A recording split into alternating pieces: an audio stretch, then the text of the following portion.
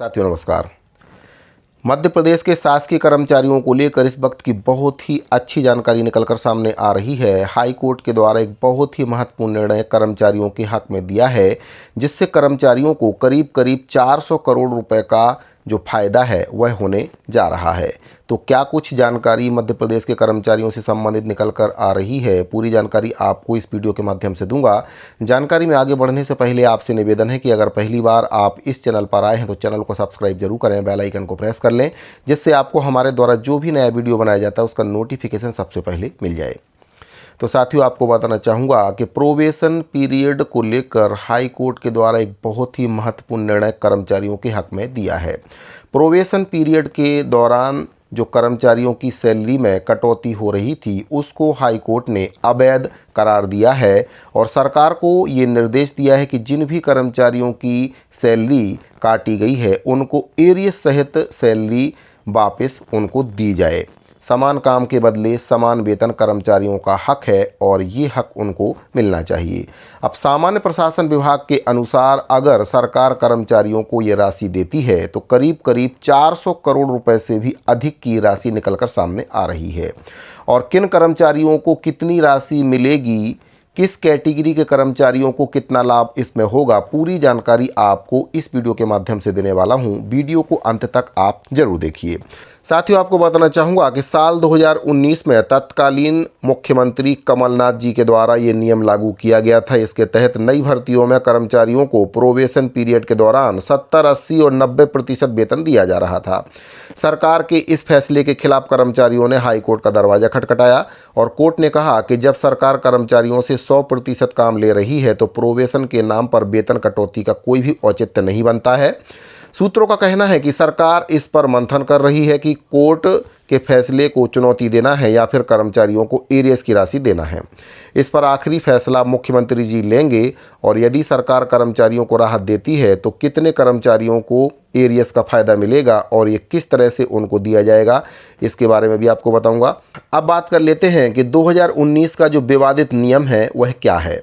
तो मध्य प्रदेश में 2018 से पहले कर्मचारी चयन मंडल से भर्ती होने वाले तृतीय और चतुर्थ श्रेणी के कर्मचारियों के लिए 2 साल का प्रोबेशन पीरियड होता था। इस अवधि में उन्हें नियुक्ति के पहले महीने से ही पूरा वेतन मिलता था। साल 2019 में कमलनाथ सरकार ने इस व्यवस्था में एक बहुत ही बड़ा और विवादास्पद बदलाव किया। सामान्य प्रशासन विभाग ने 12 दिसंबर 2019 को एक आदेश जारी किया और इसमें प्रोबेशन पीरियड की अवधि को 2 साल से बढ़ाकर 4 साल कर दिया गया।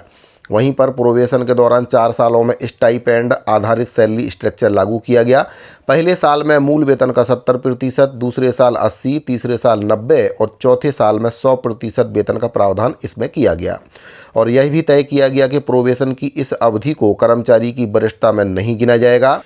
साथियों इसके बाद शिवराज सरकार के द्वारा वादा तो किया गया लेकिन वादा पूरा नहीं किया गया। इसके बाद कर्मचारियों ने जो मामला है वह कोर्ट में पहुंचाया। साल 2020 में एमपी में सत्ता परिवर्तन हो गया, कमलनाथ सरकार गिर गई और एक बार फिर से शिवराज सिंह की सरकार सत्ता में वापस आ गई। साल 2023 के विधानसभा चुनाव के पहले तत्कालीन मुख्यमंत्री शिवराज सिंह चौहान ने इस नियम को बदलने की घोषणा की थी। उन्होंने चुनावी सभाओं में ये कहा था कि प्रोबेशन पीरियड को 4 साल से घटाकर वापस 2 साल किया जाएगा, मगर ये घोषणा कभी धरातल पर नहीं उतर सकी। सरकारी वादे के पूरा न होने पर लगातार हो रहे आर्थिक नुकसान की वजह से कर्मचारियों ने अंततः न्याय के लिए हाई कोर्ट का दरवाजा खटखटाया।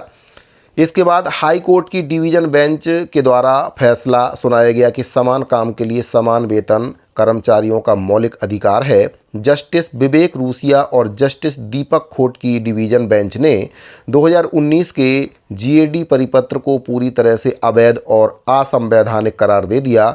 अदालत ने अपने फैसले में कई महत्वपूर्ण टिप्पणियां की, जैसे कि अदालत ने कहा कि समान काम समान वेतन का सिद्धांत कर्मचारियों पर लागू होना चाहिए। कोर्ट ने कहा कि जब सरकार कर्मचारियों से 100% काम ले रही है तो प्रोबेशन के नाम पर वेतन में कटौती का कोई भी औचित्य नहीं बनता है। समान काम के लिए समान वेतन का सिद्धांत एक मौलिक अधिकार है और यह प्रोबेशन अवधि में भी पूरी तरह से लागू होगा। भेदभावपूर्ण और अन्यायपूर्ण नियम की व्याख्या यहाँ पर कोर्ट ने की है। अदालत ने इस बात पर भी गौर किया कि राज्यों में एक ही समय पर भर्ती हुए कर्मचारियों के लिए दो अलग अलग नियम चल रहे थे। मध्य प्रदेश लोक सेवा आयोग यानी कि MPPSC से चयनित अभ्यर्थियों के लिए प्रोबेशन पीरियड केवल 2 साल का था और उन्हें पहले साल से ही पूरा वेतन मिल रहा था। वहीं पर कर्मचारी चयन मंडल से भर्ती कर्मचारियों को 3 से 4 साल तक कटौती वाला वेतन मिल रहा था। हाईकोर्ट ने इसे सीधे तौर पर भेदभावपूर्ण और नैसर्गिक न्याय के खिलाफ माना। अदालत ने राज्य सरकार को सख्त निर्देश दिया कि जिन भी कर्मचारियों के वेतन में अवैध कटौती की जा रही है उन्हें पूरी राशि एरियस के रूप में लौटाई जाए।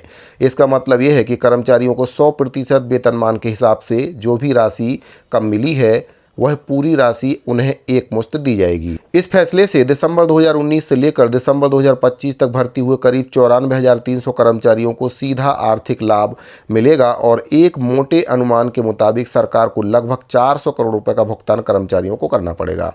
अब बात कर लेते हैं कि किन कर्मचारियों को इसमें कितना लाभ मिलेगा। तो पद का नाम के हिसाब से मैं आपको बताना चाहूँगा कि पद का नाम प्राथमिक शिक्षक है, ग्रेड पे जिनका 2400 है तो अनुमानित एरियस की राशि 3,55,000 के आसपास इनको मिलेगी। सहायक ग्रेड 3 जिनका ग्रेड पे 1900 है उनको 2,85,693 और जिन कर्मचारियों की श्रेणी चतुर्थ वर्ग की है और ग्रेड पे 1550 है तो उनको एरियस की राशि करीब करीब 1,74,840 रुपये। वहीं पर तृतीय श्रेणी कर्मचारियों को जिनका ग्रेड पे 1800 है अनुमानित एरियस की राशि 2,01,540 रुपये आसपास इनको मिलेगी। तो इतना अंतर इसमें आ रहा था। अब बात करते हैं किन कर्मचारियों को सबसे ज़्यादा लाभ इसमें मिलेगा। तो जिनकी भर्ती 2025 में हुई है उन्हें करीब करीब 50,000 रुपये की एरियस की राशि इसमें मिलेगी। तो साल 2020 में जो भर्ती हुए हैं उनको करीब करीब 3,55,185 रुपये। साल 2021 में जो भर्ती हुए हैं उनको करीब करीब 2,70,175 रुपये। 2022 वालों को 1,92,454 रुपये। 2023 में जिनकी भर्ती हुई है उनको 1,46,790 रुपये। जिनकी 2024 में भर्ती हुई है उनको 1,06,762 रुपये और 2025 में भर्ती होने वाले कर्मचारियों को करीब करीब 50,000 रुपये से भी अधिक की जो राशि है वह इसमें मिलेगी। तो साथियों ये बहुत ही बड़ा अन्याय मध्य प्रदेश सरकार के द्वारा किया जा रहा था। कांग्रेस के समय में ये नियम बनाया गया था, कमलनाथ सरकार के द्वारा ये विवादास्पद नियम बनाया गया था जिसका कर्मचारी काफ़ी विरोध भी कर रहे थे और इसके बाद कांग्रेस की सरकार गिर गई और जब दोबारा इलेक्शन हुए तो कर्मचारियों ने कांग्रेस को बिल्कुल भी वोट नहीं दिया क्योंकि कांग्रेस के द्वारा इस प्रकार की दमनात्मक नीति कर्मचारियों के लिए बनाई गई थी जिससे कहीं ना कहीं कर्मचारी पूरी तरह से कांग्रेस से नाराज़ थे और भाजपा को इसका लाभ मिला और भाजपा की सरकार मध्य प्रदेश में एक बार फिर से बन गई।